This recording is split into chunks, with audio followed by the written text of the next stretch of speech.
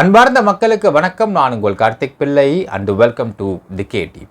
My வி3 ஆட்ஸோடைய டேரக்டர்ஸோடைய பெயில் அப்டேட் கிடச்சிருக்கு மக்களே. ஸோ இன்றைக்கி அவங்க பெயில் கிடச்சிருக்கு.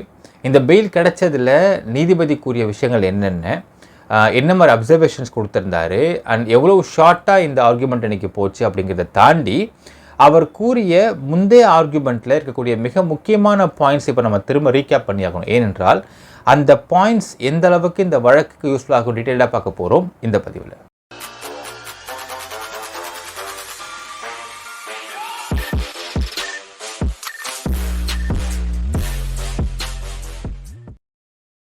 இன்று மெட்ராஸ் ஹைகோர்ட்டில் தனபால் ஜே அவங்களுடைய பெஞ்சில் பார்த்தீங்கன்னா டைரக்டர்ஸுடைய பெயில் வந்தது மக்களே. ஸோ வந்ததுமே அவர் ஃபஸ்ட்டு கேட்ட வார்த்தை என்ன இன்வெஸ்டிகேட் செய்திருக்குன்னு கேட்டிருக்கார். இப்போ பிபி என்ன சொல்லியிருக்காருன்னு பார்த்தீங்கன்னா இன்னும் முடிக்கலை அப்படிங்கிறார். இங்கே நல்லா பார்க்கணும். அதாவது ஆரம்ப காலகட்டங்களில் என்ன சொன்னாங்கன்னா இது ஆரம்ப கட்டத்தில் இருக்குன்னு சொல்லியிருப்பாங்க. பட் இப்போ என்ன இன்னும் முடிக்கலன்னு சொல்லியிருக்கிறாங்க இந்த விஷயத்தை. ஸோ சொன்னதுக்கப்புறம் அடுத்து கேட்குறாரு எப்போ எஃப்ஐஆர் போடப்பட்டுச்சுன்னு கேட்குறாரு. அப்போ சொல்கிறாங்க இஓடபிள்யூ போட்டது ஜூன் 2024, அதுக்கு முன்னாடியே ஜனவரி 2024 செவ்வாய்க்கிழமை போட்டாங்கன்னு சொல்கிறாங்க. அதற்கு அவர் அடுத்தது மை வி3 ஆட்ஸோடைய அட்வொகேட் சொல்கிறாங்க மொத்தம் 16 பேர் பெட்டிஷன் போட்டிருக்காங்க மை லார்ட், அதில் 14 பேர் விமன் அப்படிங்கிறாங்க. அடுத்தது அப்போ தான் அவர் யோசிக்கிறாரு, ஓ எஸ் எஸ் எஸ் எஸ் ஆமாம் இல்லை, இப்போ இந்த கோர்ட்டு கூட ஒரு விஷயம் அப்சர்வ் பண்ணியிருந்ததே, எப்படி பட்ஸ் ஆக்ட் இதில் வரும்னு சொல்லி கேட்டிருந்தோமே அப்படின்ற வார்த்தையை அப்போ தான் பயன்படுத்துகிறார்.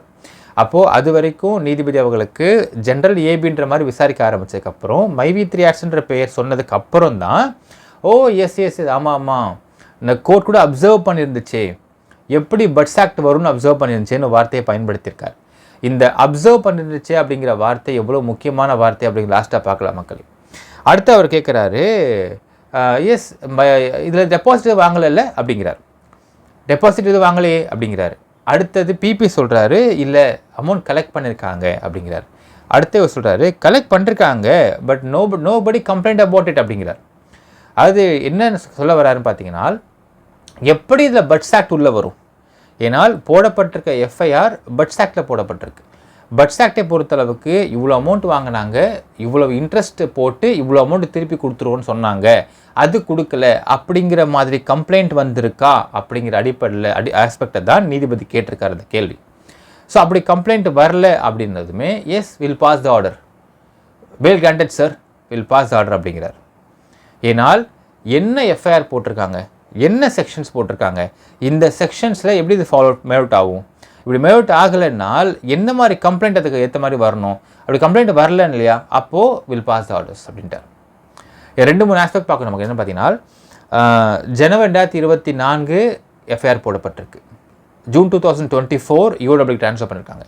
அப்போ கிட்டத்தட்ட அதில் ஒரு 6-7 மாத காலமாக இன்னும் இன்வெஸ்டிகேஷன் முடிக்கல. அது மட்டும் இல்லாமல் 7 மாத காலமாக டைரக்டர்ஸ் அப்படிங்கிறதுக்கு ஏபி கூட கொடுக்காமல் இருக்கிறது அப்படிங்கிறதை எந்த ஒரு நீதிமன்றமும் பார்த்துக்கிட்டு இருக்க மாட்டாங்க. ஸோ ஏபி கொடுத்துருக்குறாங்க. 1. 2வது இந்த ஒரு கேஸில் பட்ஸ் ஆக்ட் அப்படிங்கிற விஷயத்தை வைத்து கொண்டு தான் இந்த அளவுக்கு ட்ராக் பண்ணப்பட்டிருக்கு இந்த வழக்கு அப்படிங்கிறதை பார்க்க முடிகின்றது. அப்போது இந்த இடத்துல இந்த பட்ஸ் ஆக்ட் அப்படிங்கிற விஷயமே வராதே, எப்படி பட்ஸ் ஆக்ட் வரும் அப்படிங்கிற கேள்வி நீதிபதி கேட்டிருக்கார். இன்றைக்கும் அதை ஞாபகப்படுத்தி வேற கேட்டிருக்கார். இப்போ ஏன் நான் சொல்கிறேன்னா மக்களே, இப்போ ஆர்டர்ஸ் பாஸ் பண்ணுறப்போ திரும்ப அவங்க தரப்பு வக்கீல் சொல்கிறாங்க சார் இது 14 பேர் விமனாக இருக்கிறாங்க, கண்டிஷன்ஸ் கொஞ்சம் பார்த்து கன்சிடர் பண்ணுங்கன்றாங்க. ஏன் எல்லாருமே வெவ்வேறு ஊரில் டிஸ்ட்ரிக்டில் இருக்காங்க கேட்குறாரு. ஆமான்னு சொல்கிறாங்க. Okay will pass the orders அப்படிங்கிற சொல்லிட்டு நீதிபதி சொல்கிறாங்க. ஒருவேளை அந்த 14 விமன் இருக்கிறதுனால கண்டிஷன்ஸ் ரிலாக்ஸ்டாக இருக்குமா அப்படிங்கிறதே நம்ம பொறுத்து தான் பார்க்க வேண்டும் மக்களே. இப்போ நான் ஏன் இந்த வார்த்தை சொல்கிறேன்னால் பட்ஸ் ஆக்ட் அப்படிங்கிற விஷயமே இல்லை மேவுட் ஆகாதே அப்படிங்கிற அப்சர்வேஷனை இந்த கோர்ட் அப்சர்வ் பண்ணியிருக்கு அப்படிங்கிற விஷயத்தை வரக்கூடிய ஆர்டர் காப்பியில் மென்ஷன் பண்ணியிருப்பாங்க அப்படின்னால், ஏனால் மென்ஷன் பண்ண வேண்டிய சந்தர்ப்பம் ஏற்படும். ஏன் ஏற்படும் பார்த்தீங்கன்னா என்னென்ன மாதிரி ஆர்குமெண்ட்டை பிபி வச்சாரு, என்ன கோர்ட் அப்சர்வ் பண்ணுச்சு, என்ன இவங்க தரப்பு வக்கீல் வச்சாங்க அப்படிங்கிறதெல்லாம் போட்டுட்டு அது கீழே லாஸ்ட்டாக தான் ஏபி கிராண்டட் அப்படிங்கிற வார்த்தையை போட்டிருப்பாங்க ஆர்டர்ஸை பொறுத்தளவுக்கு. அப்போது இதில் பட்ஸ் ஆக்ட் அப்படிங்கிறதே மேலோட் ஆகாதே அப்படிங்கிற விஷயத்தையும் கோர்ட் அப்சர்வ் பண்ணுச்சு அப்படிங்கிற வார்த்தையும் பெயில் ஆர்டரில் மென்ஷன் பண்ணியிருந்தாங்க அப்படின்னால் சட்டம் தெரிந்தவர்களுக்கு தெரியும் இது எந்த அளவுக்கு அடுத்தடுத்து மை வி3 ஆட்ஸோடைய அடுத்தடுத்த போடக்கூடிய பெட்டிஷன்ஸ்லையும் வழக்குகளையும் இது யூஸ்ஃபுல்லாக இருக்கும் அப்படிங்கிறத நீங்கள் பார்த்துக்கொள்ளலாம். அடுத்தது என்ன பண்ணுவாங்க, இப்போ உதாரணத்துக்கு ரிட்டர்ன் ஆஃப் ப்ராப்பர்ட்டி போடுறாங்க அப்படின்னா ரிட்டர்ன் ஆஃப் ப்ராப்பர்ட்டி போடும் பொழுதும் அடுத்த இது வந்து ட்ரையலுக்கு வந்தாலும் வராட்டியும் எது வந்தாலும் இப்படி ஒரு அப்சர்வேஷன்ஸை வந்து ஹானரபிள் ஹைகோர்ட் கொடுத்துருக்குறாங்க அப்படிங்கிற இந்த ஆர்டரை மேற்கோள் காட்டியே பல விஷயங்கள் இதை வந்து கொண்டு வர முடியும். பல விஷயங்களை வந்து அவங்களுக்கு சாதகமாக நடக்க வாய்ப்பு இருக்கின்றது. மக்களே, ஆர்டர் எப்படி வருதுன்றதை பொறுத்து பார்க்க நினைக்கிற கமெண்ட்டில் மென்ஷன் பண்ணுங்கள். நன்றி, வணக்கம்.